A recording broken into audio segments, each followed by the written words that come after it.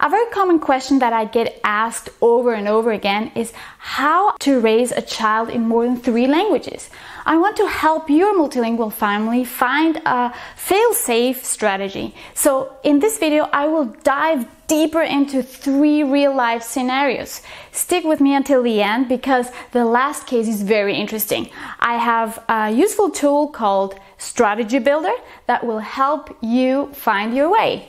Coming up next.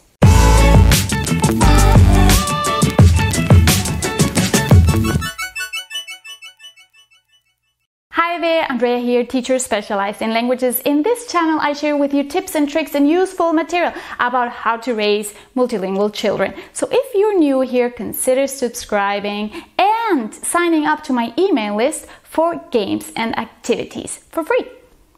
So first of all, thank you for all your questions and kind words. That really motivates me to keep on going. I seriously appreciate every like and every comment that you give me. So thanks again. Before I start analyzing the next 3 cases, I just want to say that I will give you my opinion on how I would do it in your case, based on my personal and professional experience, out of the perspective of a language teacher, a mother of trilingual kids, and someone that already experienced what it means to grow up multilingual, because I was brought up multilingual as well. But that doesn't mean that what I suggest is the only way to reach your goals. In spite of that, I'm pretty sure that my recommendations are one of the most efficient, fail-safe, and promising strategies that you can get for your multilingual families. If you follow the next tips, I promise you that you will be starting on the right foot. In the future, you can still adapt your methods or add new ones depending on how your multilingual child develops and how your life in general unfolds. So, are you ready? Let's get started. Case number 1. Garias, you live in New York and your first language is Spanish because you come from Colombia. I don't know exactly where your husband comes from, but he speaks French and Arabic. Interesting combination. Together you speak in English. That means that you are dealing with 4 languages. How should you go about it, was your question. Well, let's take a closer look at your case. So this is the strategy builder for your multilingual family. I will fill this out to have a little bit of an idea of what languages the family speaks at home, what's the majority language, what's the relationship language, and what are the resources they can have. I suggest that you, Garias, talk to your child consistently in Spanish using the OPOL method. Check out my video if you want to know more about methods. Your husband should ideally choose his strongest language. That is not always the mother tongue.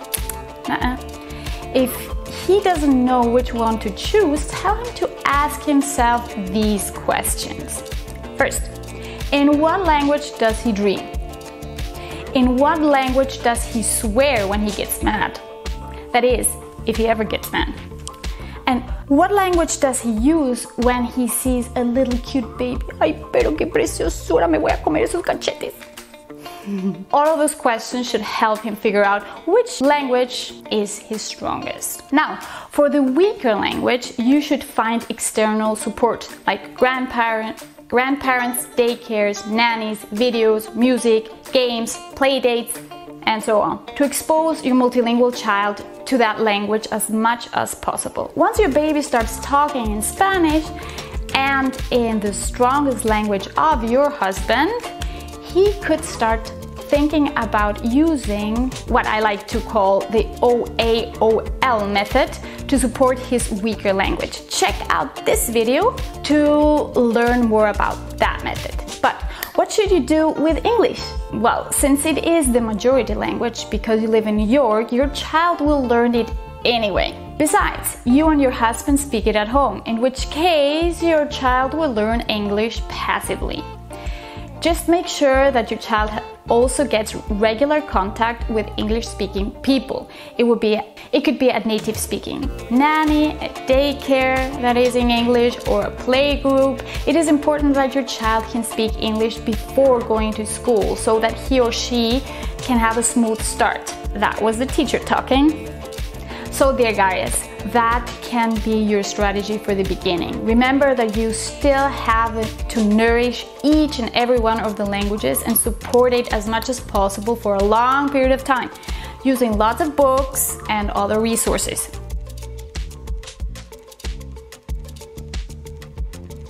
Keep on following me to get more information and ideas. Please hit the like button if you are getting value out of this. Gracias, merci, thank you, danke, tak. Wow, that was in order from the strongest to my weakest language. Well, that doesn't interest you. So let's go to case number 2. Dear Alex, you are fluent in Spanish and English. Judging by your last name, Delgado, I suppose that your first language is Spanish. If that is the case, you should choose Spanish as your primary language to speak to your child. Also, because your wife's strongest language is English and you live in the US, it would be a real pity if you spoke to your child in English as well, because your multilingual baby's strongest language will probably be English anyway. It would be a wonderful gift to him or her if you passed on your Hispanic roots and culture. Use enough external support to nourish the minority language, that means in your case, Spanish. That being said, let's go to the more interesting question. What to do with Tagalog? Tagalog. How do you say that? Tagalog. You say that your wife's mother speaks Tagalog, which makes me think that she comes from the Philippines. You said that both of you are learning that language too at the moment to be able to support your child. What I would do is expose your baby as much as possible to Tagalog through the grandmother. Make sure that they build up a strong bond and they see each other frequently and regularly. At this point, I hope that the grandmother lives somewhere near you.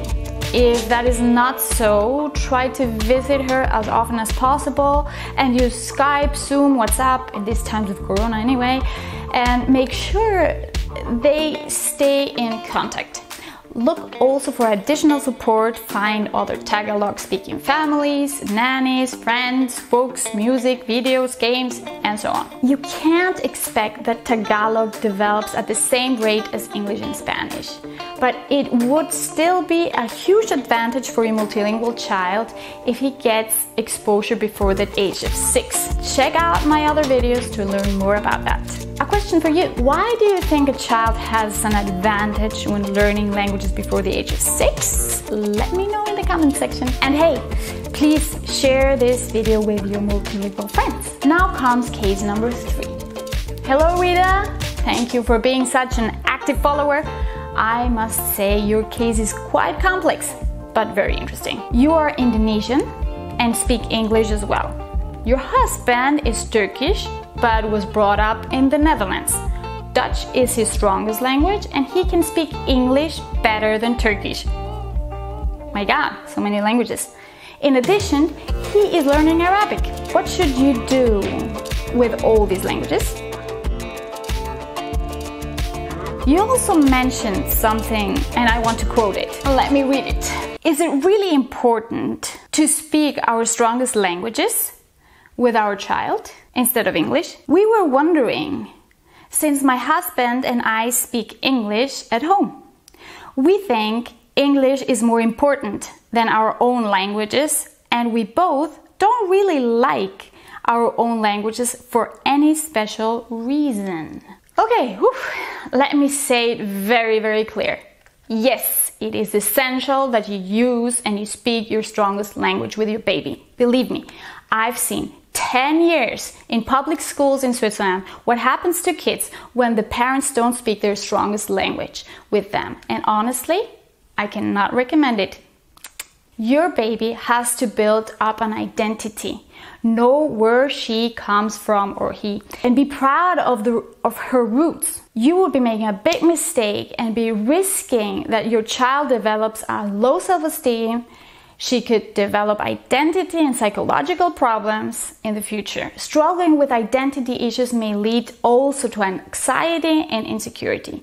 So no, do not speak with your child in English. I would suggest that you speak Indonesian using the OPOL method, your husband ideally Dutch, because the majority language is also Dutch, it will probably become the strongest language of your child as well, which is not bad if you plan to stay in the Netherlands anyway. When it comes to English, I would make sure that the child goes to a bilingual daycare or preschool, or find a nanny or somebody else that speaks English as a native tongue that could build up a relationship with your multilingual baby. Or simply wait until your child learns English in school. Depending on your goals, that might be just enough. So for English, you should ideally use external support. Regarding Turkish, see if your husband's family can speak consistently with your baby in Turkish. Visit the country once in a while and keep close contact with friends and other family members that can speak the language natively. If all these languages are developing well, and the child reaches at least a conversational level, then you can start thinking about exposing your kid to Arabic. If your child gets Arabic exposure before the age of 6, it would be beneficial. Also for Arabic, use external support. In your case, it's more about setting priorities and going one step at a time to avoid getting overwhelmed. So, good luck to you all. Keep on asking questions. I know these are big topics and I can't cover everything in one video, but I can still create new ones. That was it for now. Hopefully I could answer some of your questions regarding how to raise a child in more than 3 languages. Watch my other videos for more support. Please help me out by liking and sharing this video. This was Multilingual Family. Keep on doing a great job and talk to you soon.